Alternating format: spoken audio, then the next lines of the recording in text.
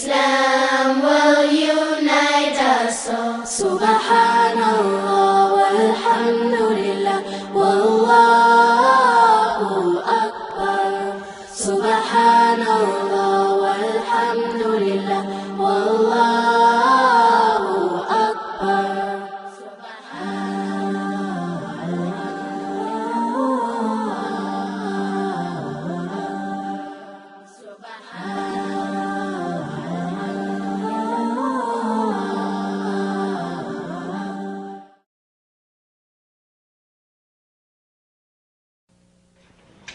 Bismillahir Rahmanir Rahim.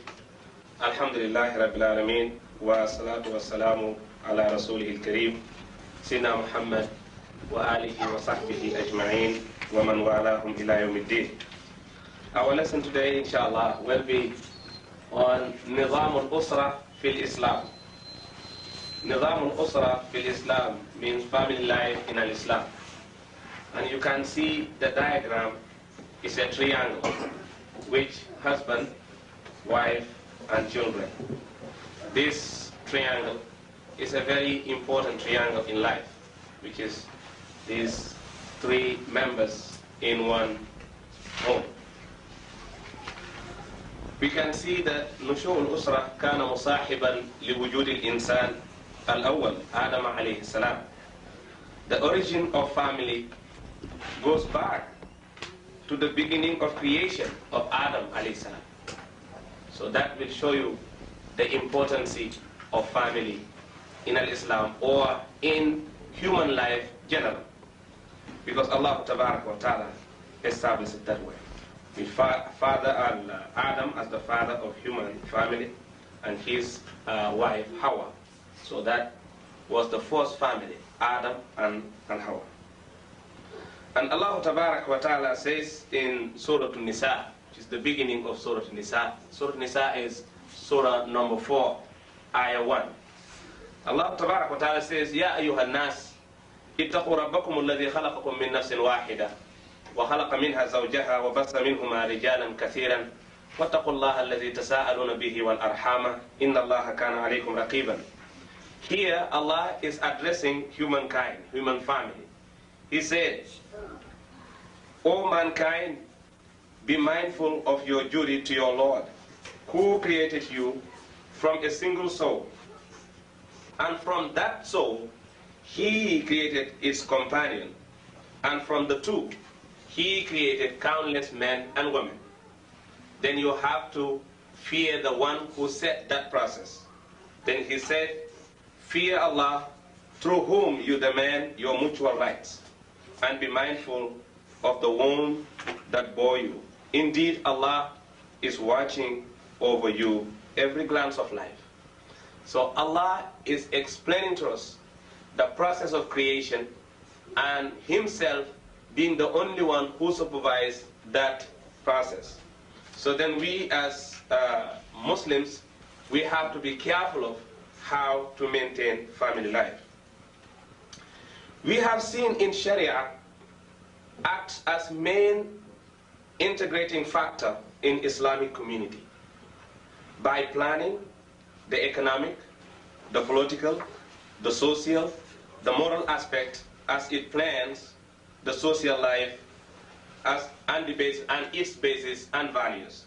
At the same time, Islam and Sharia establish and plan the family as the fundamental unit of social life. Because without the family, we cannot establish our social life. So then family is the fundamental unit of our social life, which founded on principles drawn by Sharia. Meaning if we want to establish that foundation, which is the fundamental unit, we have to go back to Sharia and to ask Sharia how to establish that family. So the principles determine, for example, how the family is formed. One of the principles, if you go to Sharia, Sharia will tell you how to perform, how to form the family. It's not just by your own choice and your own way to form the family. No. And the Sharia will define the relations between husband and wife. It's not just the way you want to set the relations, but Sharia will set the relations between you and your wife.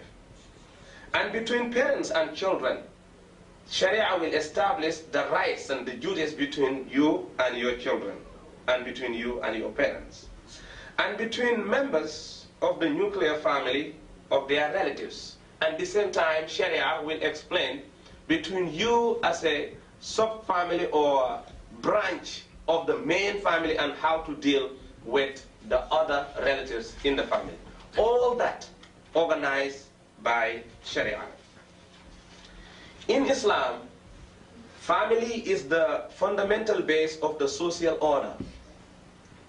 If we want to give order to our humanity, we have to establish family. You cannot have community without family. And without family, there is no social order whatsoever. If you don't have family, no social order. Yes. And if the family is strong, the foundation of the society will be strong. Then the situation here, or the matter here, is the family. Family is the fundamental base. If we structure the family and set the family in a proper way, you can see that reflect to the individual and the entire community. If you want to build a model society, we have to start with the building of the family. Because model society cannot establish without the building of the family. But the most important for us is to question how to build a family. There is no need to think about how to build a country called America. The country is so big. How to build this country? What is the constitution? What is the judicial system? Don't focus on that. Focus on how to build a family. If you know how to build a family, you will know how to build a community, and you know how to build a government. Because family is the main root of everything in human society. Yes. There are many expectations and rights and obligations prescribed by Allah subhanahu wa ta'ala, enforced by Sharia, and supposed to be observed by the group members of the family. There are many, many, many rights and duties we have to establish. Yes. So those rights and obligations is in Quran and Sunnah, prescribed by Allah subhanahu wa ta'ala. Then we cannot establish rights and obligations in the family without going back to Al-Quran and Sunnah. Because we are talking about giving rights. Huququl ibad. Give others their rights. Trying to avoid abusing the rights of others. Because that is the beginning of killing freedom. Because freedom is sacred. It's a property of man. Freedom is a property of yours. But you have to maintain freedom not to abuse the rights of others. If you abuse the rights of others, your freedom is gone. So now we are talking about family connection. And this family connection means humanity building, how to build ourselves as human family, as one family. Yes. Let's talk about the man. You have here, I just honored the man by calling him the husband, the wife, and the children. But basically it was the man, the woman, and the child. But we don't want to set it that way because we are talking about family. And the first member of the family is the husband. It's not just a man. Yes, must be a husband. Not just to pick one woman and being with her and then you come to be the family leader. No, you have to be the husband before you introduce yourself as the leader of the house. Must be a husband. Then you have the husband who is at the top of the pyramid.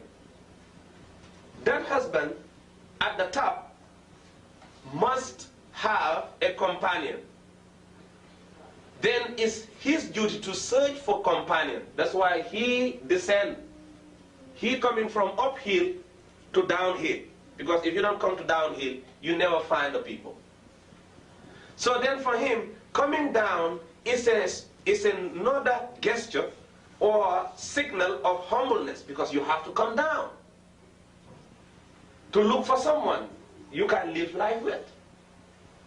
And if you are coming down, there's a signal of little bit humiliation by not feeling proud to be at the top, but you come down. That's why you are here at the peak of the pyramid, but you cannot stay here by your own self. You have to drop down. So the diagram have to start like that. Let's start with the man. The man is the husband and later on the father, because you have to be husband before you come to be the father, legitimately. He is the father, who is appointed by Allah subhanahu wa ta'ala to be the protector and the maintainer of the family. You didn't even appoint yourself. You have to have that in mind from the very beginning. You don't appoint yourself to be the husband. Allah appointed you to be the husband. You don't appoint yourself to be the father. Allah appointed you to be the father. You don't appoint yourself to be the leader of the house. Allah appointed you to be the leader of the house. Then you don't force yourself. It's not by your choice, but by following the teachings of Allah subhanahu wa ta'ala according to directives of Prophet Muhammad sallallahu alaihi wasallam. Allah tabarak wa ta'ala says in Al-Quran, "Ar-rijalu qawwamuna 'ala an-nisa." He said, men are the protectors and the maintainers of women. Then Allah appointed you to be the protector and the maintainer of the woman. Why? Because if you are the protector and the maintainer of women, you come to be the same time the protector and the maintainer of the children. That is automatic. And Allah tabaraka wa ta'ala called man protector, maintainer. Then Allah gave man some kind of a power to demonstrate. Because if you want to be the protector, if you want to be the security guard of the family, if you want to be the maintainer, you have to reveal your character. You have to have that personality. You have to get the characteristics of a qawwam. Allah subhanahu wa ta'ala called man qawwam. And qawwam signifies a person who take the responsibility of safeguarding the interests of other people. That is the word qawwam. It's not just being the husband and then enjoy everything in the marriage. No. Qawwam is taking the responsibility of giving safeguarding for the entire family and give them security and maintenance. That is al-qawwam. Call it al-qawwam. Family has many functions to perform in the life of the individuals and in the society. The family is not just a factory of procreation. Sometimes people think that family is having children. Sometimes people think family is children. Family, what is family? Family is having children. But we have to understand that family is not just a factory of procreation, but has objectives. Family has objectives for preservation and continuation of human race. Family, the position of family is to maintain human existence in order. It's not just like animals. No. We cannot be like animals. Our life must be in order, and we cannot put the life of human on earth in order without family. Yes. The process of procreation needs established structure to come into operation. if we want to process human creation on earth or reproduction of human, because we are reproducing each other. From Adam to the last man is just children and fathers. It's just a circle.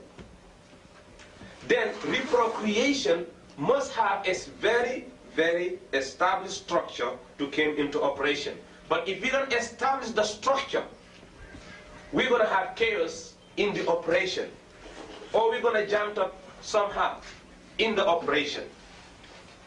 Then to operate the family, men and women and children are all in need of permanent and lasting institution in order to fulfill their duties. To fulfill the duties, we need institution.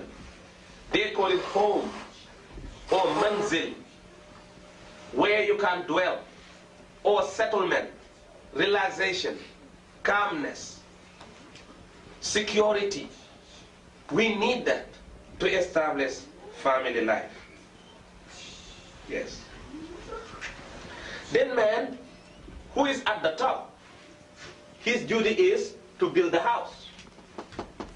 Who build the pyramid? Not women. Men build the pyramid. And if you want to establish the house, you, the man, you are the only one who's supposed to build the pyramid. Pyramid, the house, means the house. So you have to build the institution, which is the house. You have to provide, but how to build the house? Here I'm not talking about physical building. It's not the physical structure. Although physical structure is part of the building. But that doesn't mean that physical structure is the only thing. No, you have to understand that you as the builder of the family, the first thing you have to build is not the building, the structure. What you have to build is relation. How to build relation? By establishing what they call psycho-emotional stability. Your psycho-emotional stability must be in order. If your internal self is not balanced, don't marry. Don't even try to look for anyone. Don't search for wife. Why? Because my psycho-emotional stability is not in order. Why? Because you are coming to be a leader. If you want to be a leader of the country, they have to take you to the psychiatrist. They have to check you, like Bill Clinton. Before he comes to be a president, don't think that he just come for the voting and all this. No, they take him to psychiatrists. They know that his brain is correct. That is the first thing before they elect him from his own party. They know that he's all right. Don't ever think that Allah Ta'ala will give you the chance of taking care of a family without having psycho-emotional stability. Your internal self as the man must be concrete, must be firm, must be in order. But if you don't have psycho-emotional stability, you cannot take care of the family. The second thing is, part of the building is love. If there is no love, there is no family. Don't start it. Because love is the root of sincerity. If you don't love, you cannot bring sincerity. There is no sincerity without love. I'm very sincere. Maybe you love. But if you don't love, you cannot have sincerity. That is part of the building. Part of the building is kindness. I'm not talking about the building like what they call maintenance and shelter. I'm talking about yourself, to build yourself. This is the building of the family. Before we think about the home, let's think about the character of those who are in the home. So, psycho-emotional stability, love, and kindness. Without kindness, there is no family. Yes. And that kindness, psycho-emotional stability, and love must be for the entire family. Don't just love yourself, but you have to share love by loving Allah and love everyone for Allah. So that will give you the proper psycho-emotional stability. Because if you give love to anyone without Allah, you're going to misuse love. You're going to abuse love. You have to love Allah, then you start loving for Allah. That's why when you want to hate, you have to hate for Allah too. You cannot hate for your own self. I hate him. For what? Oh no, I just hate him. Why?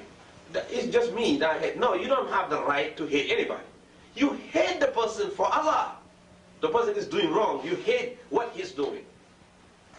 So then Prophet ﷺ said, if you love, love for Allah. If you hate, hate for Allah.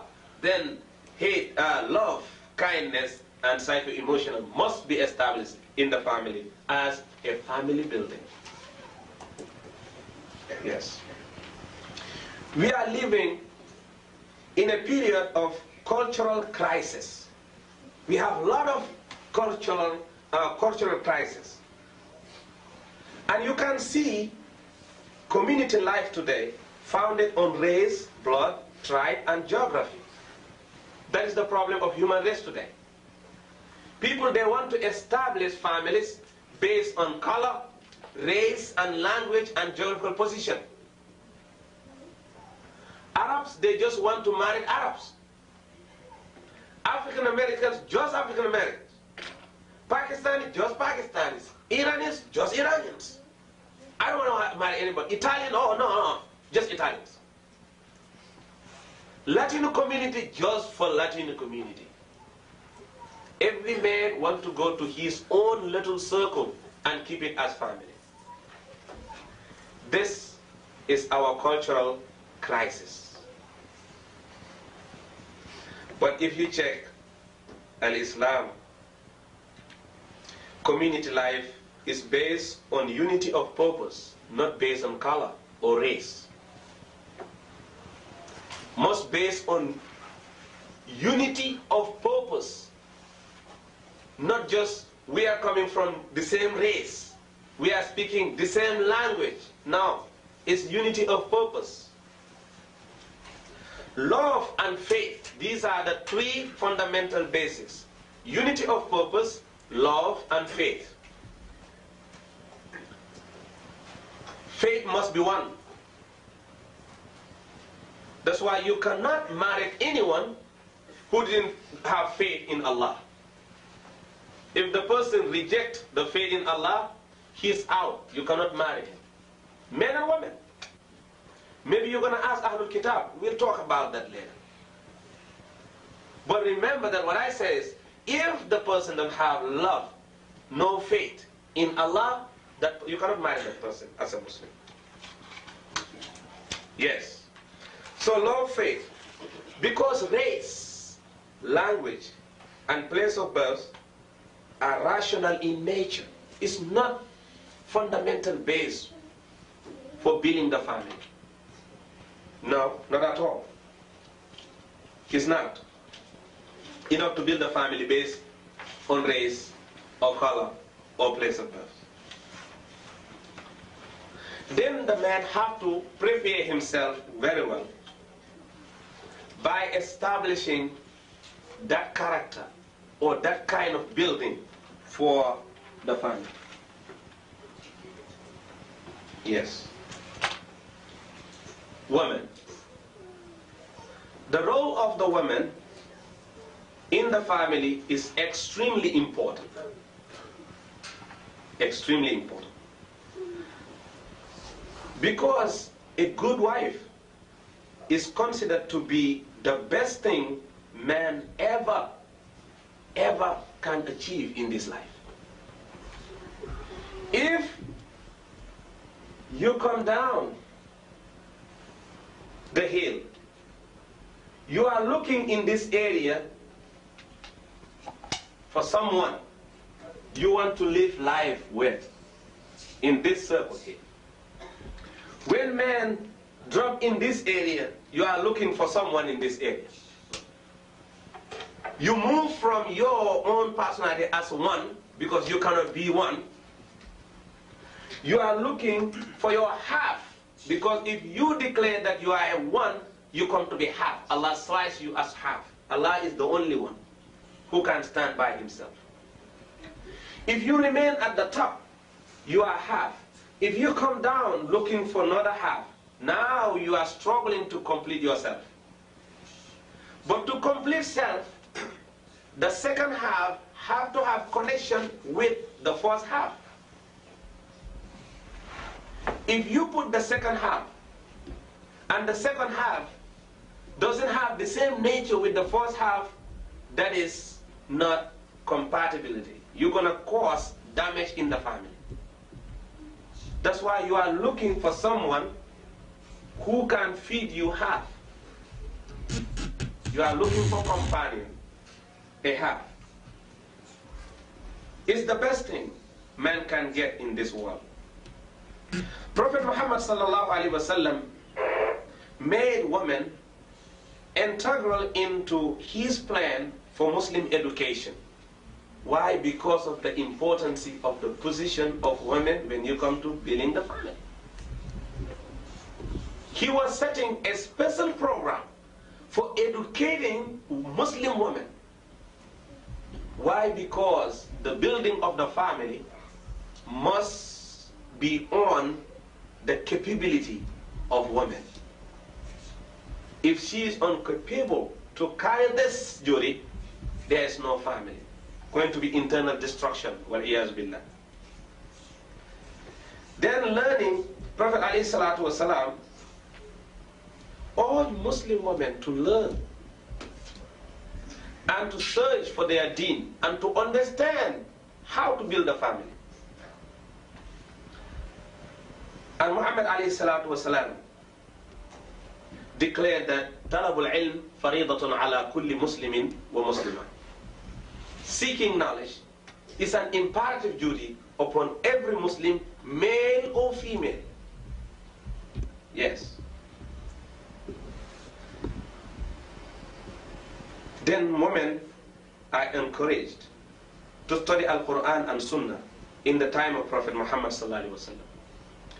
Aisha radiallahu anha says, in the time of Prophet Muhammad sallallahu alaihi wasallam, whenever any ayah, any verse was revealed to him, we used to memorize the lawful and the unlawful contains in that particular ayah. Even if we didn't memorize the exact words of the ayah. Before they memorize even how to read it, they memorize first what is the subject matter of the ayah, which is the missing part of Quran today. People, they love to be hafiz. All right, be a hafiz. But if you are a hafiz, you have to maintain the laws of Al-Quran, not just to recite it. Wonderful. To recite Quran, the whole Quran, to cram it, that's very good. But you have to maintain the laws, which was the way of the Sahaba, Ridwanullahi alayhi. Before they made the hifz, they comprehend the subject matter of the ayah, as Aisha radiallahu anha said. Aisha used to praise the women of Al-Ansar in the following words. She was always saying this. She was saying how good were the women of Ansar, that they did not shy away from learning and comprehending the matters of their deen. They never shy away from learning. They never shy away from asking. They never shy away from taking the responsibility of understanding this deen. So women have to stand that position. Why? Because they are the mother. They are the mothers of this root of the community, which is the family. So they have to understand the deen and they have to learn. Women in the time of Prophet Muhammad sallallahu alaihi wasallam had become so keen to acquire more knowledge that they came to the Prophet sallallahu alaihi wasallam and they said, "O Messenger of Allah, you are always surrounded by men." Women went to the Prophet sallallahu alaihi wasallam. He said, "We found that you are always surrounded by men. Men are always around you. We cannot reach you." Then they said, "So appointed a day for us." They asked Prophet sallallahu alaihi wasallam, to appoint a day for them. Yes. The Prophet ﷺ promised to do so and went to them and taught them al-Islam. Not only that, but Prophet ﷺ sent some representative to go to women and teach them, like Umar ibn al-Khattab, Ubay ibn Ka'b. They were teachers for women. Go into the houses, selling circles for the women and sit with them and teach them. Don't have the question of, can men teach women? Can women teach men? Yes. But the question of how to discipline yourself. That's it. Men can teach women, but how to discipline yourself as a teacher all the time? That is just a question. Then women, they have to know that they are the root of the family. If they have that educational ability and social, strongness, and prepare themselves well, you can see that reflecting in the children and in the entire family. Calmness, love, and tenderness is in their hands. Even don't argue about the flower, where are you going to put it? That's their job. How to decorate the house is their job. How to fix the bed is their job. Which color we're going to have for the curtains is their job. But as a man, if you want to get into that, you're going to make mess. You're going to make a lot of mess in the house. Then how to set the house? Sound like the video is not operating properly upstairs. Yes. To set the house is belong to them. So, but this is a responsibility. Not feel proud about it. No, it's a responsibility for them. Whilst the management is in their hands, they have to learn more and more and more of how to build the family. Because if you don't have a manager who can manage, you're going to have what they call environmental disturbance. You come to the house, you get angry. Why? Because of environmental disturbance. Why? Because of the color. The color they put in the house cause you angry. Put all the house yellow. Why put yellow on the whole house? Or the whole house red? That will make the man angry. But you don't know what's happened. Yes, naturally, what they call healing. You cannot heal through that environment. That's why you need light green, white, light blue. There are certain things will make you calm down. Try to understand that. Color is part of your feelings.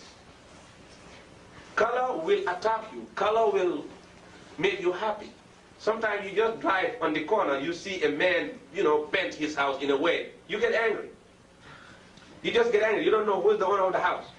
But as soon as you just get to the corner and say, Astaghfirullah, what's this? Because of how they build the house and how they color the house. Color it like a burgundy or with very crazy. Put a skeleton on it and very, very, very, very scared things. No, fixing the environment is the duty of women. That's why women have to learn more than men. Their entire life must be learning how to set family, how to build a family. That is the building. A good and sound community can only grow if men and women are bound in a solid relationship through sacred contract called marriage. Good and sound community. You are looking for good and sound community. Community can help itself. Sound community. How to build that? That grow if men and women have solid relationship through sacred contract called marriage. Then marriage is a social institution as old as human race itself. As I said at the beginning, Allah is the founder of family. And Adam and Hawa are the first family, structured by Allah Tabaraka wa Ta'ala. So Allah married them by putting them together. Allah created Hawa from Adam. This indicates that there is no superiority or inferiority in the family. Don't think that your wife is this way and you are there. No, you step down. Don't go back. You step down. Don't try to go back to your throne and left her here, downhill. Cannot work like that. If you want to go back, you have to take her with you. You want to go back, take her with you. And going back is not to feel proud to be the husband, but try to help her with kindness. Then you move together to Al-Jannah. Your Jannah is your destination. It's not this position. This position is gone. When you are a bachelor, you are here. Nobody cares. You are just there waiting for someone. Bachelor. But as soon as you come to marriage, there are a lot of baggage here. And to hold that baggage and climb up the hill is your entire life struggle. Your entire life struggle is when you take the decision to step down to take responsibility. If you are here, nobody cares. He's a bachelor. You have your own car, drive, you can spend all night outside. Nobody questions. Why? He's a bachelor. You go around the whole Long Island. Nobody asking. Why? He's a bachelor. I'm sorry, he's a bachelor. Unfortunately, he's a bachelor. That's why he can spend the whole night outside. We can miss him for 3 days. No one knows where he... What's happened to this man? Oh no, he's a bachelor, brother. He's a bachelor. But if you step down here, brother, you cannot do that. You cannot go up without her. You cannot go up without everything. Then you're going to put on your shoulder everything to climb uphill. You're going to see the heavy and the burden of that. Then you're going to drop down. You say, okay, let's do it here. You're going to forget about uphill. Those who are trying to go uphill, those are the people abusing their families. They don't want to be family oriented. No. They just want to take family for their physical desires.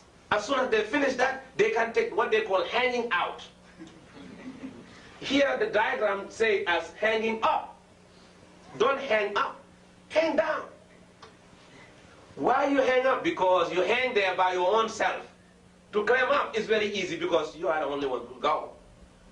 But if everybody grab in your pants and your daddy, brother, that's not easy for you to climb up. You're going to try out, daddy, I want to go up there. All right. Ahmed and Ahmed, Salim and Aisha, Roqaya, everybody grab you. Daddy, me too. It's not easy for you to go like that. So there is no need to struggle to be here, to feel proud and superiority. There is no superiority. It's gone. There's no superiority or inferiority in marriage. Equality, justice, love, integrity, and self-respect. That's it. But it's not going back. Don't try even to go uphill. You're going to remain downhill. That's happened to Adam alayhi salam. When Allah created Adam, Adam was where? In Jannah. When Allah Tabaraka wa Ta'ala assigned Adam, what Allah told Adam? Descend on earth. With who? You and your wife. Not just you yourself. He said you and your wife. Okay, dwell in Jannah for time. But my purpose of creating you is to establish peace and security on earth. That's why he said, ihbitu minha jami'an. Go down, all of you together. Not all of you one by one, all of you together.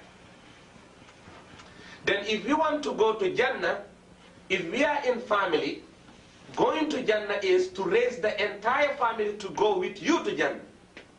It's uphill, which is not easy to do. because you are climbing up.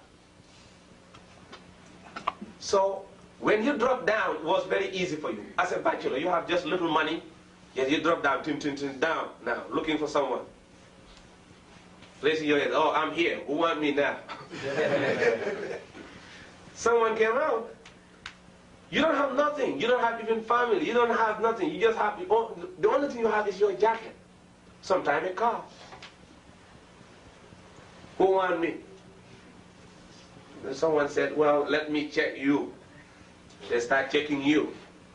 Then you start now having the oil, making subhanallah too many times. La ilaha illallah, astaghfirullah, assalamu alaikum. Have the kufi, be good so much. But still they have to check you. They have to check you. Because you're going to dwell here. Yes. Marriage is a social institution as old as human race itself. Marriage is the way adopted by human society for regulating the relations between families. It's not just regulating relations between one man and one woman, no, it's regulating relationship between the families. That's why we have to open the doors of marriage, not just keep marrying in one family like what they call Jewish process of marriage. They are circulating what they call recycling. They are recycling marriage. Just the Jews marry Jews. That's why if they have any disease among themselves, the disease comes to be very dangerous, very serious to them. Because the disease is spreading so much. Though as much as you open the doors, as much you give human family health and strongness. So then, marriage is that.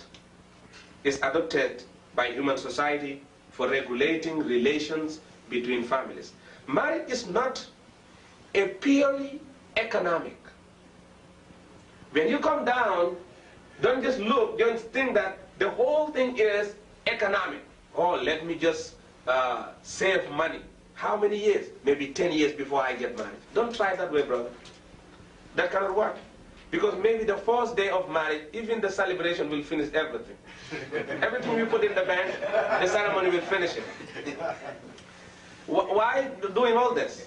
It's good to marry, you know, and then just have some cakes and laddu and have some biryani and then lamb and rice. Everybody enjoy.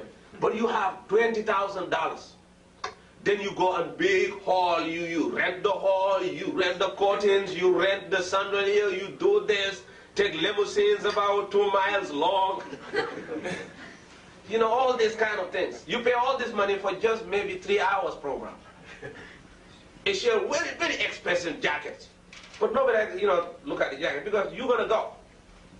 And I'm telling you, if you marry, even your wife is not looking at the jacket. No matter how beautiful it is. Your wife is looking at you. She's just thinking about you. No matter how the dress is beautiful, you are not looking at the dress of your even wife. You are looking to your wife. You are not looking at the dress. But 1,000, you know, robe, 1,000, with the trail, you know, inviting maybe 6 girls, handle it, like alligator. Cannot work. Islam says, simplify, hem the dress, and come to the marriage contract and marry it and get out from here and go and enjoy yourself. Because that is not a value, no matter how much you put it. Then the next day, you start going to your father, your mother, can I borrow $1,000? Why? Because we have to start life. Start life like that? No, this is not bachelor life. This is real. This is serious. So, marriage is not purely economic. No. Marriage is not that. Yes, it's not purely economic. Because economic factor is the least focal in marriage according to Islamic point of view. Economic factor is the least focal in marriage. When you are focusing on the characteristic of marriage, economic is the least. It's nothing absolute to focus on how much going to be the dowry.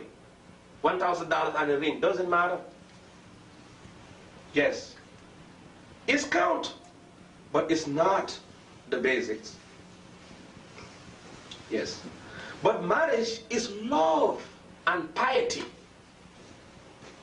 Not the economic, it's love and piety. Do not marry only for the sake of beauty. Let me marry her. Why? She's so beautiful. Okay, brother? Beauty is not permanent. We are talking about family structure, dwelling, staying forever. Then beauty is not a permanent, something you can take as a permanent value. Because if Fatima is 15 years old, she's pretty, 15 years old. Oh, I want to marry her. Why? She's so beautiful. Okay, she's young. All right. You marry her because of that. Now we're going to give you about 50 years later. 50 years after marriage, what's going to happen? You're going to see another Fatima. You're going to see Fatima who cannot talk. She's old now. You're going to see Fatima without teeth. Fatima cannot listen to you. Fatima cannot even make a cup of tea for you because she's old now. Where's that beauty? It's gone. It's gone. So then the beauty is not a fundamental base in marriage.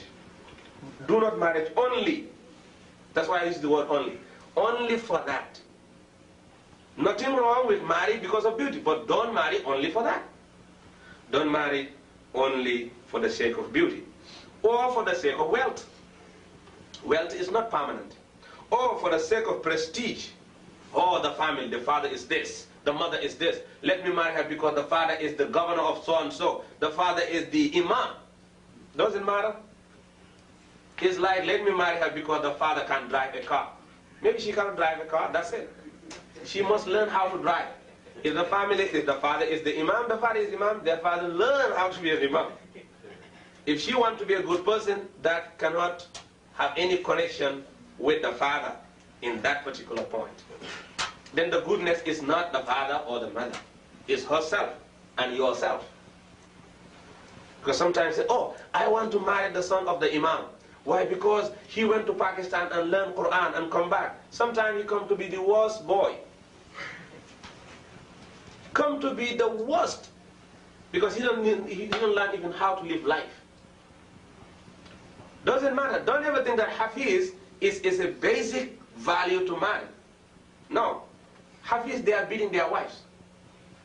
There are some Hafiz, they are just beating and they have Quran, but they are beating their wives. Why? But they have it here, but that is not here. They can beat their wife, kick them out, and all that kind. It's not wealth, it's not beauty, it's not prestige, but on the grounds of religious devotion. Character. That is the beauty. Every sister in this world has her own beauty. There is no ugliness in this world. Everything is beauty. Beauty is in everything. It's up to you what you define as beauty. You cannot beautify the whole thing. You just beautify part of the thing. And beauty is like that. Every human being defines his own thing as beauty. So then everyone has beauty. So then, like some people, they have what they call natural beauty features. Some people, they don't have that. When you see them, you think that they are coming to fight you. And they are good in the heart. The heart is good. But if you say, Assalamu alaikum, you say, can I help you? Because you think that it's coming to punch your face or something wrong. And nothing absolutely wrong. He's happy, but he's like that. He just looked like that. That is his look. Don't judge him because of his look. He looked like that. But the heart is so beautiful. Some people are handsome, good.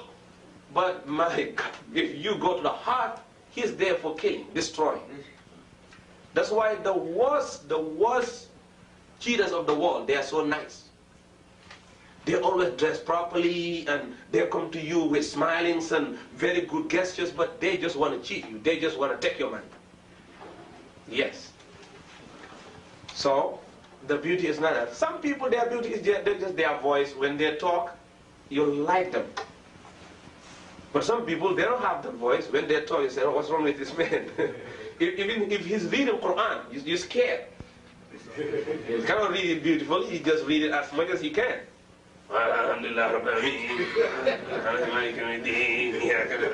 You think that someone is killing someone in the house. But he's reading Quran as much as he can. But if he, listen to somebody else, they're reading beautiful Quran. Oh, I love, maybe he's beating his wife. The voice is beautiful, but the heart is worst. So what you think that is beauty is not. It's not at all. Some women, they have the beauty of how to fix things. That is their beauty. When they fix things, you feel good. That is their beauty. How to talk to you, that is their beauty. How soft they are towards you, that is their beauty. But no matter how pretty, when she's all like hot, it's like a pepper. So that one, where's the beauty? So now, when we come to marriage, Prophet ﷺ warned us. He said, تُنْكَحُ الْمَرْأَةُ لِأَرْبَعِينَ لِمَالِهَا أَوْ لِنَسَبِهَا أَوْ لِجَمَالِهَا أَوْ لِدِينِهَا فَاخْتَرْ لِذَاتِ الدِّينِ تَرِبَتْ يَدَاكَ. He said, man can marry woman for her wealth, or for her nobility, or for her family, or for her religious quality. Prophet ﷺ said, blessed and fortunate is he who chooses his wife for religious qualities.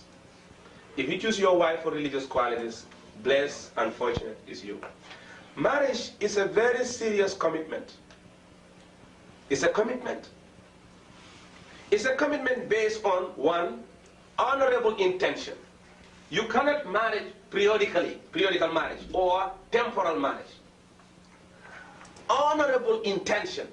You have the intention of marrying her forever, not marrying her for a time, like what they call mut'a. It's not accepted. Let me marry the sister. Why? Oh, I want to marry this sister maybe for 3 months. Then afterwards we divorce and we just fall apart. Cannot work like that. That is haram in al-Islam. That is renting, wal-iyazu billah. You are renting woman. Let me rent her, to give her some kind of money to be with her. That is what they call personal prostitute. You have 2 kinds of prostitute. You have public prostitute and personal prostitute. Personal prostitute are to civilize prostitute. Try to civilize. Like, oh, let me marry her for 3 months, then I divorce you. What? That is not decent. No. Number 1 is honorable intention. Second is fair knowledge of each other. Don't marry based on a picture. It's not enough. Like somebody just sending you the picture of his daughter. Where is he? Or in Khurasan or in Tajikistan. You see the picture, she's so beautiful in the picture. But maybe this picture was 1983. You don't know. Oh yes, let me marry her. She's beautiful. What is beautiful? The picture is beautiful. You don't see her yet? Then you marry her because of that. You're going to go to JFK and you're going to receive someone else. You're going to go and start looking for your bride. Where's the bride? Then you meet the bride, said, where's the bride? You're asking the bride, where's the bride? The bride said, it's me. Oh no, I think you are the aunt or it's me. No. Don't marry through that. Don't marry through telephone. She's in Philly, you are here in New York. He start calling. Don't trust the voice. Don't trust the voice and the expression. The expression can be a beautiful expression. MashaAllah, Alhamdulillah, doesn't matter. You have to see this. Travel. Get a ticket and go. And sit with this sister. You, the sister, the same thing applies to you, sister. Don't just marry the brother, the brother, like it, mashallah. Sometimes they have beautiful beard and the kufi. Have a beautiful picture. They go to the photographer, adjust them, show them how to look, and all this kind of thing. Projects, very light thing. Then they give it to you. Oh, nice, mashallah, I love this brother. No, see the brother. Try to see this man. Allow the man to come to the house and work and talk. you will see someone else. Yes. The picture cannot talk, the person cannot work, the person cannot even give some comments. Allow the person to demonstrate his internal self. The same time apply to the sister. Fair knowledge of each other is one of the fundamental basics of marriage. You have to see, you have to look before you take the responsibility of coming down the hill, getting for companion. Number 3, compatibility. Compatible. You have to have that compatibility, because if you want to marry, you have to see the one you want to marry. Make sure you have some kind of, your attitudes are a little bit closer. Because sometimes you love tea and she loves coffee. Difference is that. You leave lamb and rice, oh, she loves just hamburger. Problems happen in the house. Every night you have to go to the McDonald's to get hamburger for her. You cannot do that in your marriage. You have to start in a simple thing. Hamburger, no. We're going to have homemade things here. Ah, no, I don't want to cook. That's a problem too. I could have married and always going to the hamburgers and, catching the train. We can't do that. She is the manager of the house. You need the hamburger, we're going to bake it in the house. So, compatibility. They have to love each other and they have to feel each other. And they can live life together. That is compatibility. Now, number 4 is reasonable dowry. There is no marriage without dowry, but must be reasonable. How are you going to come to this and say, oh, I give you Bukhari, I give you Quran, I'm going to read, and then he said, yes, that happened in the time of Prophet ﷺ. But what about the higher dowries in the time of Prophet ﷺ? Why don't talk about those dowries? Why just you pick one dowry, happened one time, for one sister who was looking desperately for who gonna get married for. One happened. The sister was even drowning. The sister herself was looking for someone to marry her. She went to Prophet ﷺ and said, Ya Rasulullah, I want to marry you. Do you see any sister drowning and come to the masjid and picking the brother and say, I want to marry you? No. She want to get married. That's why the dowry is like that. She went to Prophet ﷺ and said, Ya Rasulullah, I want to marry you. Prophet ﷺ don't want to marry her. But there was a terrible situation. Prophet ﷺ just looked up and looked down and just turned his face and keep quiet. And this is a gesture of, well, I don't have the love. This indicates that marriage was based on love. You have to love. He said, MashaAllah, Alhamdulillah, MashaAllah. One brother was behind the crowd. When Prophet ﷺ realized without saying anything, he was desperate to want to get married. He raised his voice, his hand. He said, Ya Rasulullah, if you don't want to marry her, what about me? I don't want to marry her, Ya Rasulullah. Prophet ﷺ said, Alhamdulillah, come here. It's like relief. Alhamdulillah. Come here, man. Then Rasul ﷺ was Rasul. If he commands the Muslims to do something, they have to agree, because how many blessings under the commands of Rasul ﷺ. Prophet ﷺ asked the sister, do you want to marry this brother? Then the sister says, as you said, because you are Rasulullah. He said, yes, I want to marry this brother. He said, okay. Then Prophet ﷺ turned to the brother and said, what do you get? This is why dowry is very important. He don't say read Fatiha. He said, okay, go together. No, he said, what do you get? The brother said, well, start scratching his bag. And, well, I don't have nothing. Nothing? Why you seek for marriage? Well, I want to get married, but I don't have nothing. Now you have two people, they want to get married. But the thing is, this guy run down the hill without the packet is not ready. Nothing in the packet.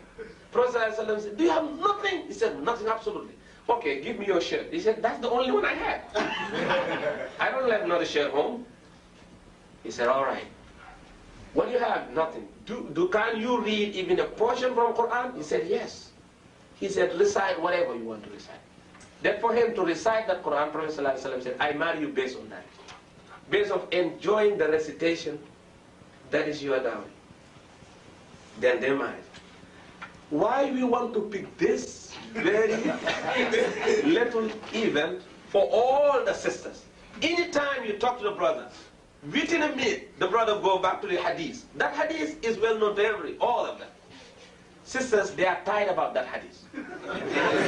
The hadith is sahih, that hadith is Rawah, Bukhari, Tirmizi, Ibn Majah, of course, alhamdulillah. But the hadith is not practical here. We need something else. We need the dowry of Aisha. You don't ask for the dowry. You don't ask for the dowry of Fatima. You don't ask for the dowry of Ruqayya and Kalsum. Why don't you ask for the dowries of the daughters of Rasulullah sallallahu alaihi wasallam? These sisters, they are in that position. If they believe in Allah subhanahu wa ta'ala and following Deenullah subhanahu wa ta'ala, they deserve to have the highest dowry in the world. But brothers, I'm telling you, one day gonna come, these sisters, they're gonna ask you, my dowry is to hifz the whole Quran. Going to be a trouble. You're gonna come to the sister and say, okay, I want to marry by Quran. And say, okay, my dowry will be simple. Do you memorize from Amma Yatasa'alun to Surah An-Nas? That is my dowry. You're gonna go to Philadelphia and camp yourself somewhere for years to have that before you get it. It's not that dowry is Quran, no, Sahih Bukhari. I have just iron ring even. No. Must be reasonable dowry. 5, which is the last one, is goodwill. Goodwill is one of the fundamental basics of marriage. You come downhill, you have to have goodwill, ability, capability, strong to rate and to do it. Because if there is no ability, there is no marriage. Yes. So these are the 5 fundamental basics of marriage commitment. These have to be established. When the parties enter into marital contract, the intention must be clear to make the union permanent. Marriage have to be contract. You have to contract the marriage. What they call midnight marriages, and then, or pick one brother, your friend, to be the wali, and immediately you come to be the husband. All these things cannot play a role here in this downhill here. Downhill here, we have to have legislation. It's like Capitol Hill. When you go to Capitol Hill White House, they have legislation. The same thing here.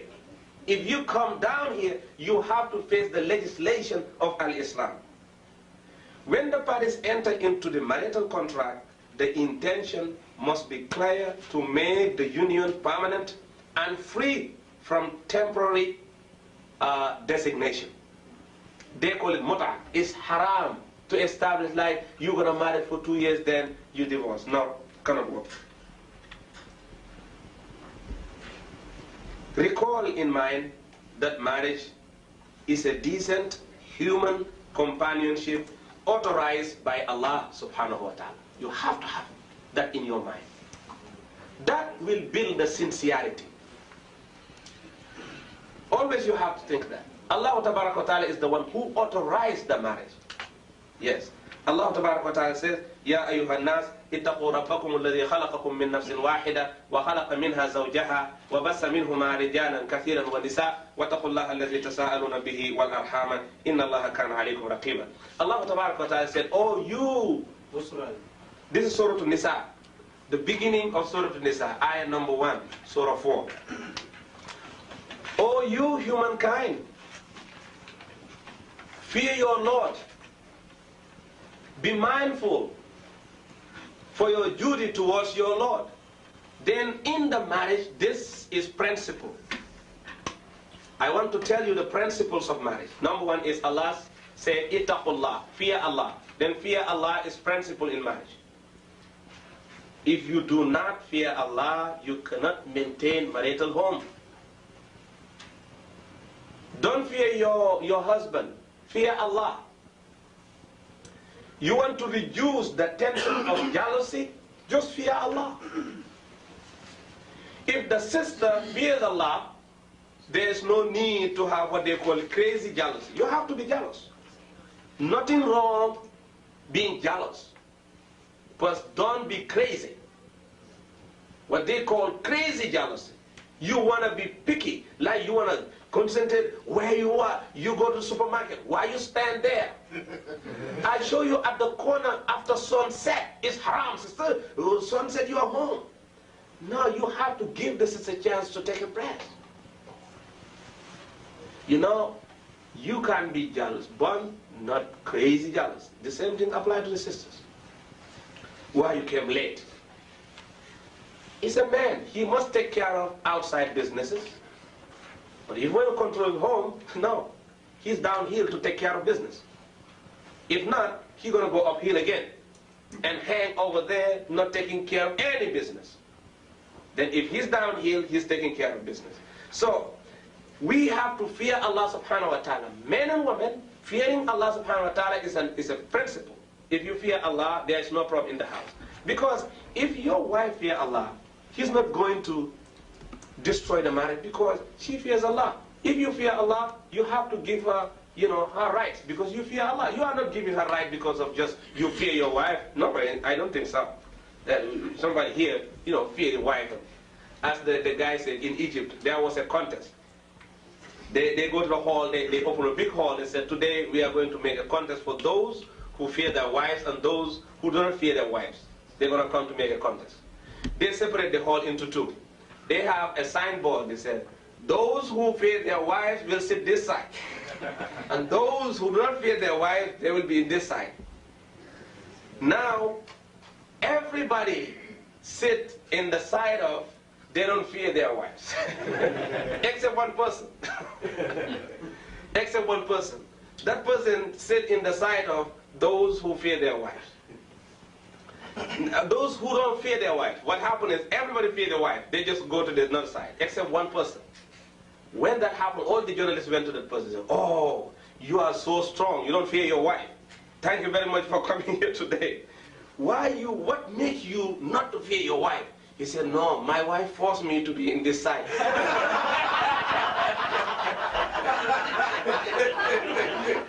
He's so fear his wife.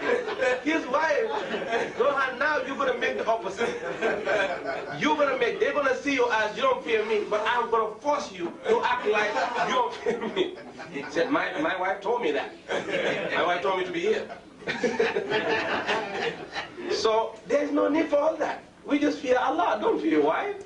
Don't fear your husband. But fear Allah. If you fear Allah, your husband is in paradise. Yes. Ittaqu rabbakum. There is no superiority. This is principle. Ittaqu rabbakum alladhi khalaqakum min nafsin wahida. Allah created you from one single soul. That indicates what they call equality. No superiority or inferiority, but equality. Allah created all of us from one single soul. Then He created the companion from that particular single soul. Then your wife is part of you. Then when you have your wife, you treat your wife like your mother, like your sister, like your daughter, like your wife. You have to treat the wife like that, like a companion. But oh no, I don't care. No, you have to care. So then, no superiority, no inferiority, but equality. Allah Tabaraka wa Ta'ala says, وَاتَّقُوا اللَّهَ الَّذِي تَسَاءَلُونَ بِهِ وَالْأَرْحَامَ. We have to fear Allah Subhanahu wa Ta'ala, whom through His name we are asking for our mutual relationship. Because through the name of Allah Subhanahu wa Ta'ala, we come to the marital home. Prophet ﷺ said, Ya ma'ashara shabab, man istata'a minkum al-ba'ata falyatazawwaj. This hadith addressing the young people, not the old people, 70 years old. He's talking about people 25, 20 years, and 30 years, 45, that area. Prophet ﷺ said, oh, you young men, if you're able to get married, please marry. They asked, why, Ya Rasulullah? He said, because that will help you to lower your gaze. All right. Marriage is helping us to lower the gaze. Because if you are out of marriage, you are uphill looking for all the horizons. Because you are at the top looking, who's there, who's passing. Prophet ﷺ said, okay, go downhill and choose one and lower your gaze. That will help you. Because raising the gaze will give you like different choices. You're going to make like back and forth.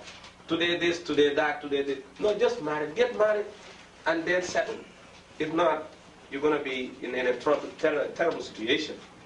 And the kind of sunnati faman raghiba an sunnati falaysa minni, the Prophet said that marriage is my way of life, and if any one of you move away from marital system, he is not part of me. What about that, my brothers? We have to make the intention of getting married, not just to remain bachelor forever. Like bachelor for 50 years, bachelor 50 years, 53 years, 60 years. No, that's not what. We need to form the families. Because the shaitanic system is struggling to destroy family by homosexuality, gays, and all these kind of things. It's just to destroy the family. Husband and wife must observe the cardinal purpose of their union. There's a cardinal purpose of the union, which ibadatullah subhanahu wa ta'ala. Marriage is ibadah. See it as ibadah. There are a lot of enjoyment in marriage, but it's ibadah in the first place. They must learn how to help each other. You have to learn that, because it's not easy to come to the marriage and understand the person from the very beginning. That is not easy. This is impossible. Because somebody raised her and somebody raised you. You have different attitudes. Now, for you to come together, you have to learn how to help each other. Yes, you have to learn that. You have to learn how to tolerate each other. Without tolerance, no marriage. You have to learn how to love Allah in yourself. How to love Allah in you. Yes. You have to learn how to love Allah in your children. You have to learn how to overcome your difficulties. When difficulties happen in the marriage, they have to establish mashura, discussion, open dialogue, said, what are we going to do about this? But not just come with your ego starting saying, I'm the man. No. Your masculinity cannot work in that particular status. You are masculine, big, all right? But she is feminine. Feminine is softness, and masculine is a strong thing. So you have to balance it. Then talk and try to understand each other. Marriage is righteousness, kindness, consideration, good manners, generosity. If you get married, you have to give money. You have to be generous. Sisters, they're going to ask you whatever you have in your pocket. You have to give it to them. You have that in mind. Don't just come to the man and say, I love her, ma. Here, ma, give me the jewel. I'm going to marry this sister. Ma, give me $30,000. I'm going to marry. Help me, ma. Okay, ma going to help you to marry. But as soon as you bring Fatima in the house, ma is not there to help you. Fatima going to get up early morning. The first thing is, how you got? I have $50. Give me all $50. Fatima going to tell you that. It's not 50-50. $50. Give me all the money. Okay, you give the money. You want to sit down. Sit down for what? Get out and go to work. They say, okay. Then you go to work. You come home. You think that she's going to cook the whole chicken for you? No. The chicken is 50-50. And you are there to bring the money. Every day, whatever in your pocket is going home. The next day you are empty.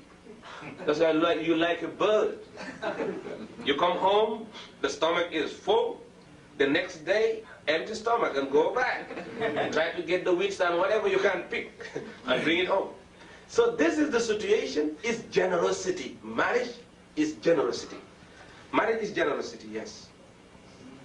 Marriage is hospitality. Even you are giving, but don't count. Don't count how much you give Fatima. Because sometimes people, they love, writing things behind the wall or behind the closet. Have their secret paper. Okay, I give him $50. $50, 11, 15, $50. 11, 25, $50. 11, 26, $50. Then at the end of the month, let me total how much she got. This is too much. You're gonna be greedy. You're gonna cut your hand. You're gonna be out of help. Don't count how much you are giving every day. Don't ever do that. If you do that, you're going to be very stingy. You're going to give everything. That's why is hospitality. You give, but don't count it. Yes, marriage is hospitality. It's dignity with respect. Don't allow yourself to jump on your head too. No, you have to address the issues properly.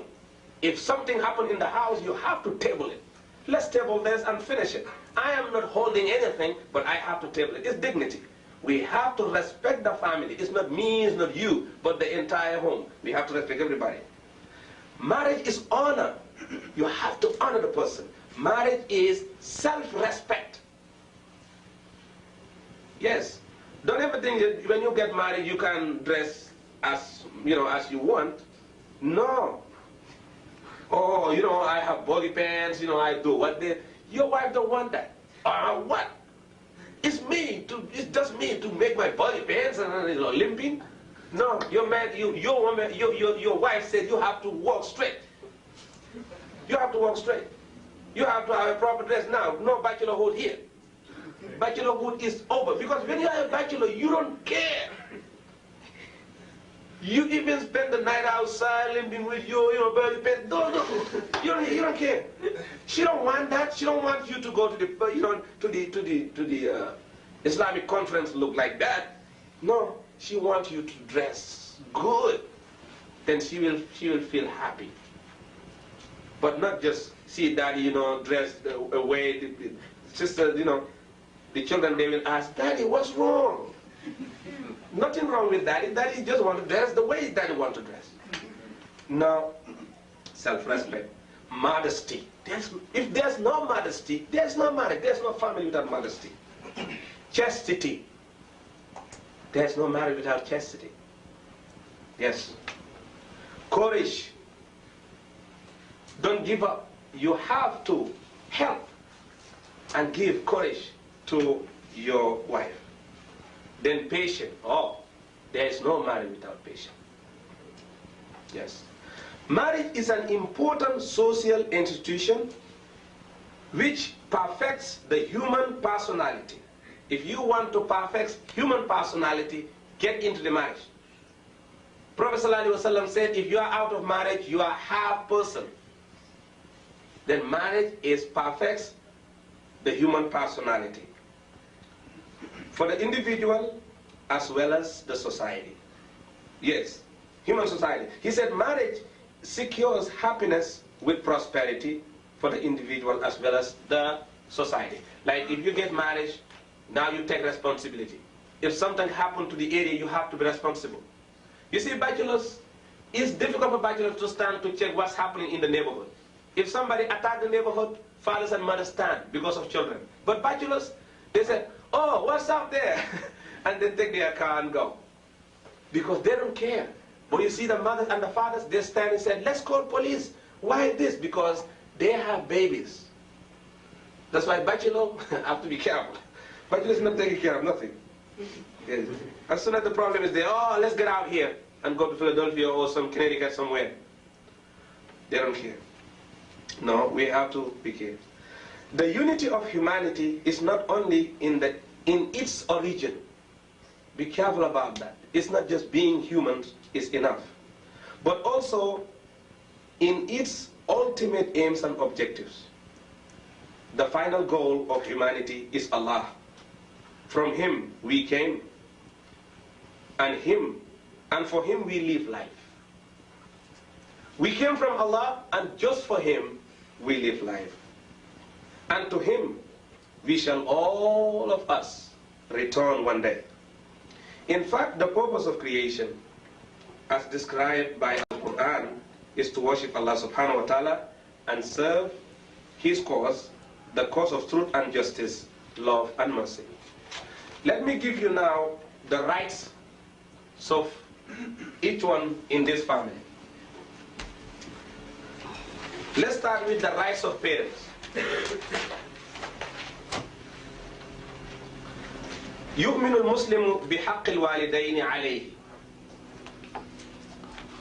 وواجب برهما وطاعتهما والإحسان إليهما ذلك لأن الله سبحانه وتعالى أوجب طاعتهما وقال سبحانه وتعالى وَقَضَى رَبُّكَ أَلَّا تَعْبُدُوا إِلَّا إِيَّاهُ وَبِالْوَالِدَيْنِ إِحْسَانًا. Check Surah 17, Ayah 23. Allah Tabarak wa Ta'ala is addressing the rights of parents, which is husband and wife, father and mother. Their rights, how to give them rights.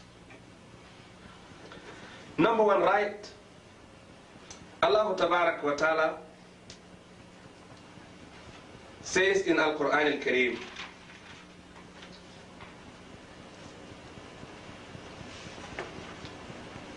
that your Lord has decreed that you, all of you, worship no one but Him, and that you be kind to parents. Here Allah Tabarak wa Ta'ala says kind to parents, not just kind to your parents. You have to understand that. Kind to parents. Any parent, you have to kind to parents. Kind to parents. Then we have to give kindness to the parents. Then he said, whether one or both of them attain the old age in your life, say not to them a word of contempt. إما يبلغن عندك الكبر أحدهما أو كلاهما فلا تقل لهما أف. That's still number one? Yes, that is number two. Be kind, but don't use harshness by using the words of contempt. And that is coming back to body language. You know, sometimes people, they don't talk, but the body language is telling you uffin. Uffin is not something, has, you know, a lot of meanings. It's just body language. Like your mother said, oh, Ahmed, can you give me that glass? What? You say, that what is, who are you to tell me that, to bring the glass? What? So sometimes they don't even say what. They just open their head. Ahmed, can you give me the glass? Meaning what? That is body language. That is so bad. He said, yes, ma'am, alhamdulillah. But not, well, give me a chance, man. I'm looking something. Now you want to just justify not giving her the glass. You just come into the television. Oh, man, I'm looking this. Why looking the television? Your ummi said, give me the glass. Drop everything and give her the glass. Then don't use the word of contempt. And address them in terms of honor. That is another right. You have to address them in terms of honor.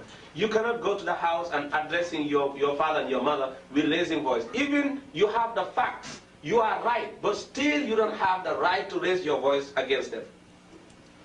If your father is wrong, you have to address your father as wrong. But that means you're going to humiliate your father. You are wrong, you know. It's shame on you, father, doing this. No. You say, astaghfirullah, father, I think that's not right. Even you are not addressing him, you are wrong. You always tell your father, I think that is not right. I think it's not right. You face it that way. But don't tell your mother, no. That's not true. That is so serious to tell your mother that is not true. Today, children, they are using the word, you are a lie. But they don't understand even the meaning of lie. Lie is dangerous. Okay, then address them in the terms of honor. Address them in the terms of kindness. When you are addressing them, you have to use very pleasant language to them. That is their right. I'm not talking about what is good for you to do. This is what you're supposed to do. It's their rights to get that from you as the child. Lower to them the wings of humility, meaning humble yourself towards them. And lowering the wings of humility can be humbleness or help. As you know, the bird is lowering the wings to cover the babies. You have to do the same thing. You demonstrate like the birds was lowering the wings to cover the babies when the weather is cold. When the situation is difficult, cover your parents, support them with kindness. Don't feel proud of supporting your parents. Lower your wings. Lower your wings means to listen to them too. When they are talking, give them a chance to talk. Lower your wings meaning lower your voice. Don't fly. Don't shout and be so loud. Again, for, yes. Making dua for them is another duty. And the best dua is to say, my Lord, give my parents mercy as they cherish me in childhood. That is the dua Allah Tabarak wa Ta'ala choose for children. Rabbi irhamhuma kama rabbayani saghira. My Lord, give them mercy as they cherished me in childhood. Yes. Here you can see in this ayah, Allah Tabarak wa Ta'ala said, وَقَدَى رَبُّكَ أَلَّا تَعْبُدُوا. That is all of you to worship Him, only Him. But when you come to the walidain, He singled everyone. وَبِالْوَالِدَيْنِ إِحْسَانًا. In this ayah, you can see that the act of worship may be collective as well as individual when you come to worship. But the kindness to parents is an individual act of piety. Everyone has to do that. It's not collective, like all of us, the children, be good to our parents. No. Every individual must be good. Every individual must lower his voice. Like don't say, oh, if everybody agree what man said, now I have to agree. No, you have to agree individually. It's not like 10 children. Ma gather all 10 and ask them a question. 5 agree, 5 object.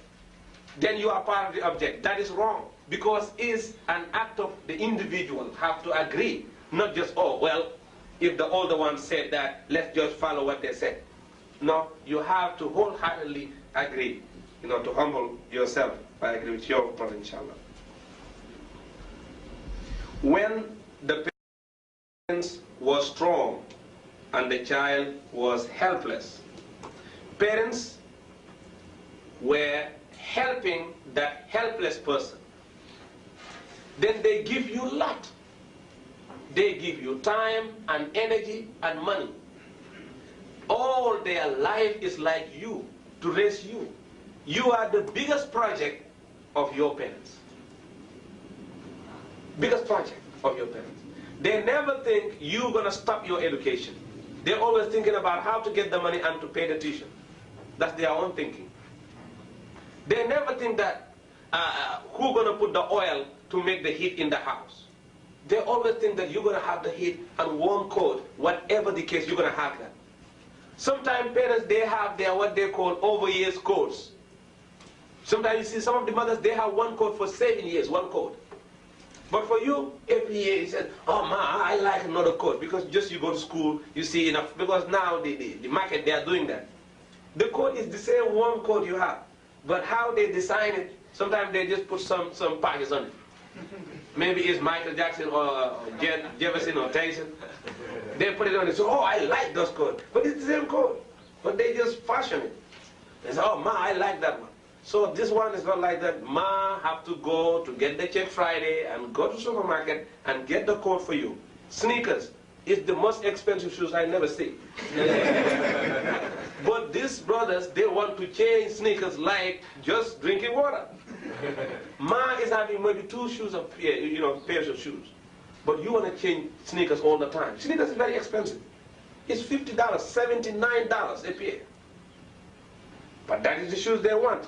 And when they get the shoes, they are not working properly with it. They destroy it. They always, when you see the shoes, sometimes you go outside, you check the shoes. Check the sneakers. You know that these sneakers, you are killing the sneakers. These sneakers, they are very expensive, but they don't treat the citizens better. Because when they wear it, they have a way to work. They have their own way to work. That's why the sneakers is just terrible. So it's expensive. We have to give them some kind of break and give them some kind of sympathy by wearing the sneakers better and adjusting the pants and, look something properly sometimes. But that is the situation. You have to give them this. And you have to remember that one of their rights is to get portion of your wealth. Prophet ﷺ said, you and your wealth I belong to your parents. Or I can help them if I want. No, you have to help them. Or I don't want to help them because they have money. No, still you have to help them. Prophet ﷺ said, one Sahabi asked Rasulullah ﷺ, Man ahaqqu bin nasi bi husni suhbati. Who deserve more? Who deserve my companionship more than anyone else? Prophet ﷺ said, Ummuk, your mother, deserve your companionship more than anyone else. They asked, even in jihad? He said, even in jihad. If your mother wants you home, the jihad of Islam wants you out, Prophet ﷺ said, follow your mother. Even jihad. Prophet ﷺ said that. And the man said, whose else? Prophet ﷺ repeat the same thing, your mother. Whose else? Your mother. Then whose else? Then your father. Even father, he said then. He didn't say and your father, he said then. The conjunction is different. The conjunction of and is parallel. But then is after effect. Then your father. Summa abu. That's why. Because you was here. You are the one who come downhill. So you're going to take, second position. But it's not a problem. It's not a problem, inshallah. Prophet ﷺ said, the greatest major sins, when they asked him, what are the greatest sins in life? He said, أُنَبِّئُكُمْ بِأَكْبَرِ الْكَبَائِرِ قال الإشراك بالله وحقوق الوالدين. To associate anything or anyone with Allah is one of the greatest sins in the world. The second one is to boycott your mother. You see that? To associate something, to accept someone as Allah, is the same thing as boycotting your mother. And I'm talking about any mother. Don't even think about, because Allah Ta'ala said parent, not just Muslim parents or Kafir parents or very arrogant parents or very, good parents. No, parents, period. Your parent, you have to respect your mother. Whether it's a Kafir or it's a Muslim, doesn't matter. You have to go to your mother. You have to sit with her. You have to listen to her. You have to listen to some stories nobody can tell you but her. Sometimes you feel proud about yourself. You are 45 years. She can tell you when you are just 45 hours. She's the one who can tell you that. She's the one who can tell you the first moment of you in life, how you look. She can tell you that. She can tell you your story as a baby. What you like, what you don't like, what time you get sleep. Your mother is getting up the whole night for your own pleasure. Allah give them that nature. So this person we have to respect this person. So that basically, those are the rights of parents in brief. When you come to relatives, which is the uncle, the aunt, your grandmother, your grandfather, all of them, they are under the same category. You respect your father, you respect his father, you respect his great. You have to respect everybody. You respect your mother, you respect your grandmother, you respect the great-grand, you have to respect everybody. The same thing, your aunt, all the branches of the family, you have to respect them as you respect your parents. That's why when you come to the African structure of family, you can see the aunt is raising all the children because they're going to see the aunt as the mother. Why? Because that is family. Family is not just you, your wife, your children, your car, and your dog. It's not like that. That is the American way. That is the White House way. White House want to teach us that your parent is just your dog first. The dog is first before the child. Then the child, then your wife. So this is the kind of life. That is not life. Now all these people, they are in life. Now let me give you the rights of children. The rights of children. The first right of the child is to have a good mother. As a father, you don't have right to come downhill and pick anyone as a mother. Don't even focus on marriage. It's just to get a wife. Marriage is to get a mother for your children. That you have to think about that too. Then choosing good person as a wife will benefit the child. That is the right of the child, which is a very, very fundamental right. The second right is the child to live life. This is a right for the child to live life. Life is his right. You cannot make any abortion. Abortion is haram, period. Any stage of procreation, if you cut it, that is abortion. Don't tell me like 40 days is not abortion, maybe 3 months is not abortion. No, abortion is abortion. It's cutting life. It's just cutting the process of life that is killing. No matter what kind of value you're going to give that particular person, but it's killing life. Allah said, ثُمَّ جَعَلْنَاهُ فِي قَرَارٍ مَكِينٍ وَجَعَلْنَاهُ فِي قَرَارٍ مَكِينٍ. When Allah seals the egg in the womb with the sperm to fertilize it, that is the beginning of the progress of life. So take it from there is destroying life. And these children, you don't have that right. It's their right to live life. But you don't have right to take their life. This is Holocaust. This is really more dangerous than the Holocaust we have for the Jews and the Africans. This is a real Holocaust. So we don't have right. Oh, if we bring the children, we're going to feed them. Who are you to feed children? You are not going to be here when they reach the age of puberty. You're going to die. You're going to die with your own programs. They're going to have someone who's going to take care of Allah. He's taking care of people in life.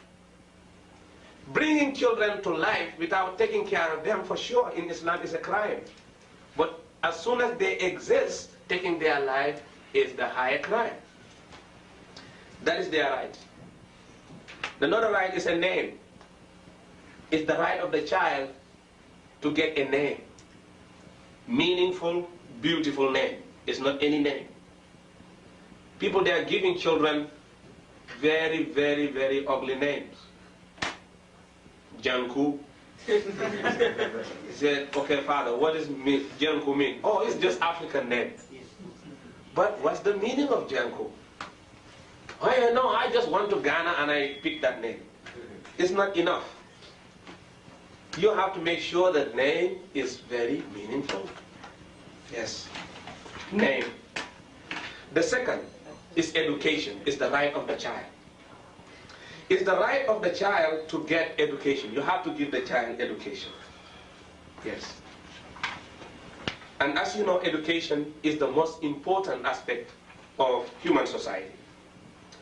And it's the right of the child to be disciplined. You have to discipline the child. It's one of the rights the children, they don't want. It's their right, but they don't want it. You're going to give them the right. I don't want that.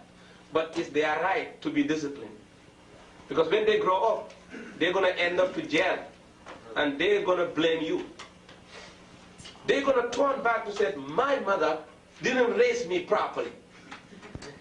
Now they're attacking you. Maybe mother is gone. But still they have that in their dietary. What happened to me is coming from my mother. So now, raise them and discipline them. I'm not saying punish them. Don't confuse between punishing and disciplining. Punishment, we don't have punishment in Islam. We have discipline. Punishment is the attitude of what they call mothers in the caves. Long time ago, when human cannot talk, they have to beat you. Because they cannot talk, they cannot express themselves. What are you going to do? Using the power. That's why as a mother, if you start beating your children, you are failed. Because you cannot talk, you cannot discipline yourself, you cannot express yourself. That's why you use power. So beating, punishment is not part of the Islamic raising children. When you raise children in Islam, you have to discipline them. Discipline is part of education. To discipline is to educate. To tell the child what is the right. Don't attack the person. Don't attack the child. But attack the attitude of the child. Don't ever tell your child, you are stupid. That is wrong. Tell the child your action is very stupid. Tell the child what you did is stupid. That's not right. But don't tell the child you are bad. Tell the child what you did is bad. Don't tell the child you are a liar. Tell the child what you said is a lie. So all the time you have to attack the attitude, but don't attack the person. But many people confuse the two. They just keep telling the child you are a liar. At the end, the child don't feel that being a liar is, is something. He said, well, it's fine to be a liar. I can lie to my mother, then I can lie to everybody. Then he started going to work. When he graduated from university, he's still keeping lying. Because he was lying to the mother, lying to the father, to the sisters, and everybody. So because people call him a liar. But if they say to him, what you are saying is a lie, he will say that that attitude is not good. So always attack the attitude. It's the right for the child to be disciplined. So these basically are rights. Circumcision is a right for the male child. Not for the female, for the male child. Inshallah ta'ala, I was making some research here for Brother Ibrahim. In the level 2, they reached that standard. They're going to discuss about circumcision and all those kind of things. Inshallah, when you reach level 2, you're going to discuss that. But this is just to know that circumcision for the boys is one of their rights. Don't leave these boys grow 28 years without circumcision. They're going to attack you because marriage is going to come to be a big problem. You know, in Islam, we have problem about circumcision, and those who just come to Islam without circumcision. They want to get married, they marry a sister, beautiful sister, good wedding and everything. But next minute, you just get a call that, they're coming from Poconos and no more wedding. Everything messed up. What's happened? Nobody wants to talk about it. Well, Imam, I don't want this marriage no more. What's happened? I don't want this marriage no more. What happened to the man? He's good, man, but I don't want this. Because there's a problem. We have to be careful. It's their right to take this off. It's cleanliness. So, these are rights for the children. What they call companionship is their right. Don't isolate children. You have to play with them. Playing with children is their right. Like play golf, any play they want to play, you have to play with them. Like to act a little bit like them. Talk their language sometimes. It's their right to answer their questions. They have a lot of questions to ask. You have to answer those questions. As I'm always saying that when the child asks the father, why the sky is blue? Because they are traveling and say, wow, Daddy, they're asking you all the time. They listen to children, they ask you anything. Daddy, why you are so tall and my mind is so short? Daddy, why Uncle so-and-so is so strong, but for you, you are so skinny? They don't even dare to ask you that question. Sometimes you don't want to hear that. You say, yeah, shut up. So, Daddy, why you are eating too much? They ask you these questions. So, you have to answer them. You say, well, what happened is this. If you're going to answer the question, go to the teacher. You ask their teacher. May Allah subhanahu wa ta'ala guide you. Basically, that was the lesson for today. Parenting and how to, family life, inshallah. Any question? Okay, from here? Upstairs. Or upstairs first? Upstairs. Okay, upstairs first.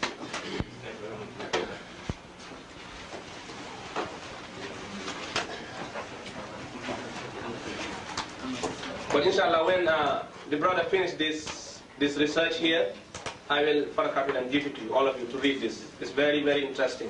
Circumcision according to Islamic point of view. Yes. Okay, sisters, are you ready? Oh, they are good today. They don't want to ask questions.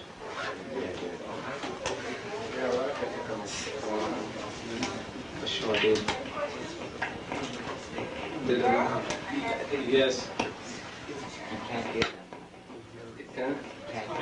They can't hear? Are you hearing me? Sorry, just 1 minute. Okay.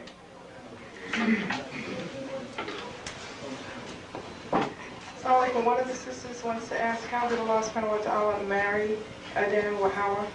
Okay, it's just to create Hawa from the ribs of Adam and put them together by giving them the agreement of being the wife and husband.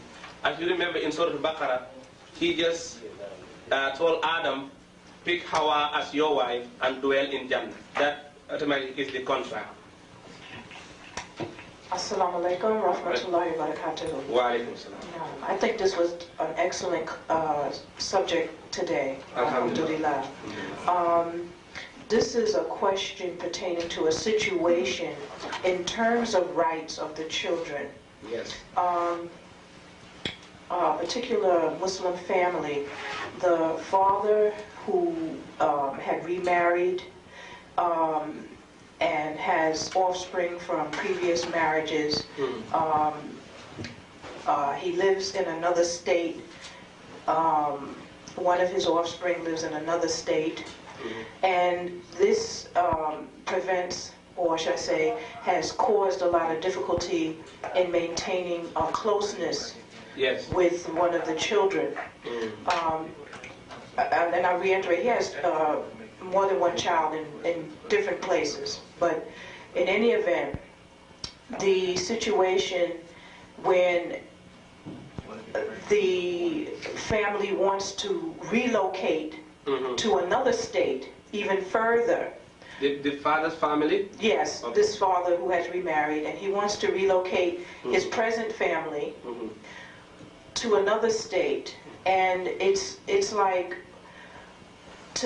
just in common sense, it seems that they should try to draw themselves closer to being near the other children, as opposed to me, it's selfishness. I just want to know, in your opinion, I mean, Islamic opinion, inshallah, that, you know, we have things that we desire, but sometimes we have to, this is just my feelings now, we have to put those on the back burner, as they say, and take into consideration what's more important. And this doesn't seem sensible to keep saying, okay, I want to move here because this is better for the family, but yet you have offspring in different locality, and they don't hardly see you or get to know you, and you constantly, you know, this is not correct. Am I correct? Yes, it's basically yes. It's a form of selfishness. But yes, when you come back to a family like that, they need family services. You know, what is missing here is we don't have family services where people, you know, can go and get, you know, proper, you know, direction and proper conduct to their families. Because many people, they are just raising their family the way they want. This is why children are suffering, you know, particularly Muslim children, because polygamy and divorce is so rampant in the Muslim society. So the victim is the child, but still we have to look back to the Muslim community. It's not the real problem here, it's not the father, neither the mother, but it's the Muslim community for not establishing family services where people can go to get better instructions for how to raise children. Having, you know, distance is not a problem. When the children, they are under puberty, the first one who's supposed to take care of them is the mother. The father have to support and have opening doors for visiting. But that doesn't mean that he must be very close to them. But they have to open the visiting program in the easiest way for the children and for them, inshallah. But it's a problem. It's not just a matter of answering a question. It's something we have to deal with. It's a problem. Yes, it's a situation. Yes, but for today, we want to change our names. We want to change deen to another deen, but we don't want to change situations. And I think coming to Islam is not changing the name, but is changing situations, inshallah. Okay, another one? Yeah, I have a question. Okay, still up? Okay, the third question. If we can make it quick because of the time.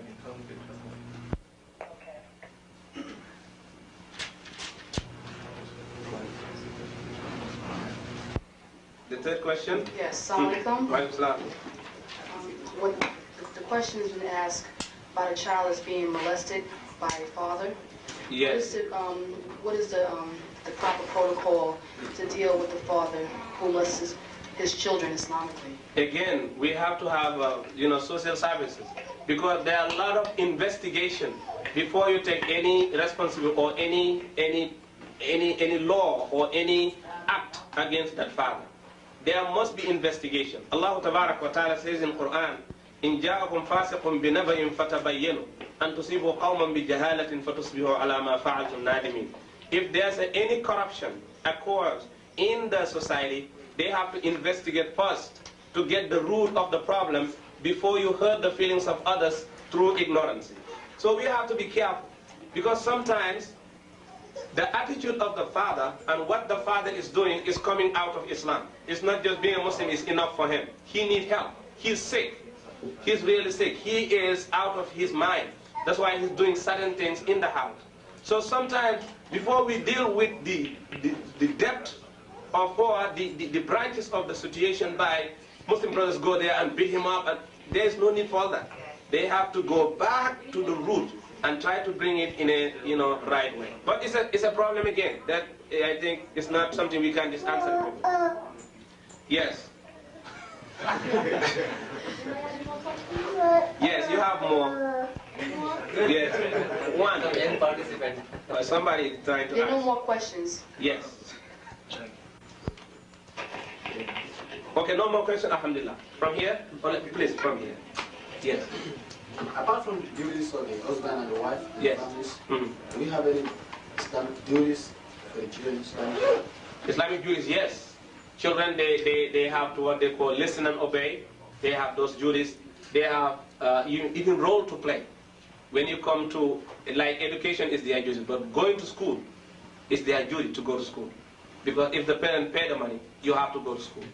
And struggle for your education is your duty. You are talking about duties of the children. Listening to your parents and humble. As you remember, I told you, humble to them and lower your wings, and all that is their duties to do. It's the right. Like right and duties, they are just give and take. The right is the duty of the opposite, always. Like when the father is giving shelter, giving help, the father have to have the last word to say. We have to respect the leadership of the father in the house. So that is their duty. The duty to respect, the duty to follow, the duty to humiliate themselves in front of their parents, to humble them, to give them kindness and sympathy, and all that is their duties. Yes. So in essence, if the parents fail in their duties, Yes. the children Might fail their duties too. That's why when you give them their rights, you get your duties. But if you don't give rights, don't ask for your duties. Which is today is the nature of the children. They love their rights, but they don't want to talk about their duties. Children, as soon as you tell them what they're supposed to do, they say, I don't know. But they know how to even dial 911 to put their parents in jail. Children, they learn that today. They learn what is child abuse and all this kind of thing. But they don't learn even what they call mother's abuse or father's abuse, because the system don't want to teach them that. So it's very, okay, from here. I had once told a brother that marriage wasn't ibadah based on my past Islamic training. And I wanted to know what makes marriage ibadah. Because if you are married, if you have what they call physical desires. And physical desires, if you don't put it in a halal way, maybe that will destroy you to put it in a haram way. Then avoiding haram way and put it in the halal way, that is ibadah. Allah commanded you to do halal and commanded you to avoid doing haram. When you protect yourself from haram, moving towards halal is ibadah. That's why marriage is ibadah. Prophet ﷺ said that وَفِي بُدِعَ أَحَدِكُمْ صَدَقَةً. Even having a physical contact with your wife is charity, is ibadah. Yes. Okay. Now you mentioned earlier that beating the children is a failure to communicate. Yes. But I remember reading a hadith in Bukhari that the Rasulullah sallallahu alaihi wasallam said that it is permissible to turn the child or be in need. Yes. So what I'm saying, what I wanted to know is, what's the balance point? The balance point is what happened. It's a two-part Oh, question. 2 part question? Okay. Because you're also when you're dealing with children in which, let's say you have a single parent situation and you have more than one child, and the children are needing discipline, okay? And the children are telling you that you can't spank me, that you can't do such and such to me, and that I'll call 911. And when you tell the children that, okay, I'm not going to spank you, we're going to try to come up with a better way of communicating in this household, they celebrate and they go even to a further extreme. Yes. What do you do in that situation? Yes, you have to do something. Okay, for the first one, concerning beating children, it's a big case, beating children and beating wives. Sometimes brothers say, oh, Islam said you can beat your wife. Islam said you can beat your children. The word beat, when even you read Quran and Hadith and all this, it's just matter of what you want to express your feelings. They are kind of, attempt to discipline the person. But it's not to punch the face of your wife. It's just matter of discipline. That's why I use the word discipline. But beating like hurting people is not accepted in Islam. That's why the children, even the hadith is sahih, but the hadith is just matter of disciplining them. So to give you a physical example, what if you turn the child over your knee and only strike the child in the gluteus maximus, in the butt? Right. Is that okay? Sometimes, but be careful of, being a child in a way the child cannot stand up. So sometimes they say, let me give you some spank. Try to make what they call, the butt and sometimes the hands. Again, you are creating arrogancy in the child. We have to avoid beating the children. Beating is not just to tell the child, I am angry, but you are creating some arrogance in the heart of the child. So that's why children, when you beat them too much in the house, when they go to school, they want to fight. Because they want to bring their, they come to want to defensive or want to be revenge. So they're going to choose not the children. What? Then fight the children because they cannot fight their mother. So that we have to avoid. Even for your wife too, you have to avoid of beating wife. Why beating our wives? Prophet ﷺ, how are you going to slap the face of the wife and you turn the next time and kiss the same cheek? It's no sense to do that. Don't beat the person you love. So we have to discipline it. So basically it is that. But again, it's going back to community training for how to raise children. Any question here? Yes. Can you explain the ayat that says the man is a degree over the woman? Yes, it's giving. Don't feel proud about it. It's giving money. Like you have 1 degree above them. It's you are the one who take the responsibility, maintenance, care, and protection, and giving money. That's why you are at the top, to be the leader. Being the leader, that's it. So taking responsibility. But it's not really we feel it's a heavy thing. It's responsibility. The responsibility of how it's on us. Just one question left, inshallah. Can Muslim women find jobs and work? Yes, Muslim women can work, but the question is how to work and what kind of job. And when they go to that kind of job, how to dress and what they are doing. But definitely Muslim women can work, can earn money, can be rich, but when they have money, don't think that they're going to put that money in the family. You're going to pay all the bills, and they're going to take their money into the bank and enjoy it. So, but they can go to work. Although it's good for them to support the family, 50-50, like helping the bills and those that kind of thing. It's good, but it's not duty on them. They can work, decent work, and when they go to work, they have to, protect their chastity too, inshallah. Okay, that's the last one. Yes. What's the next one? Okay, wa akhiru da'wana anil hamdulillahi rabbil alamin. Alhamdulillah. Sorry.